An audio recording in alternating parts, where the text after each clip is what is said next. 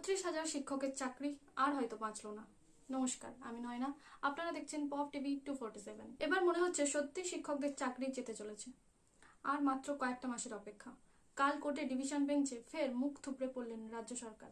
রাজ্য সরকারের যে উকিল ছিল তিনি বললেন অভিজিৎ গাঙ্গুলি যে রায় দিয়েছেন তা সম্পূর্ণ ভুল রায় এবং তিনি কারোর কথা না শুনে কোনো কিছু না মেনে এই রায় দেন।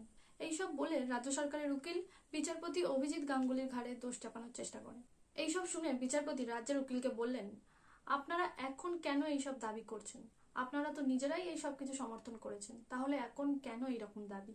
তখন রাজ্যের উকিল বললেন, সব রায়কে নিয়ে তো আর ডিভিশন বেঞ্চে যাওয়া যায় না।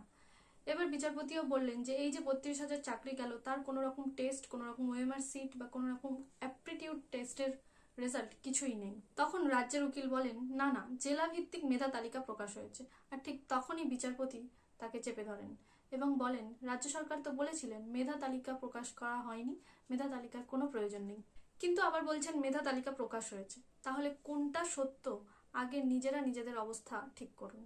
বন্ধুরা, আপনাদের কি মনে হয় 32,000 চাকরি কি বাঁচাতে পারবে মমতা সরকার?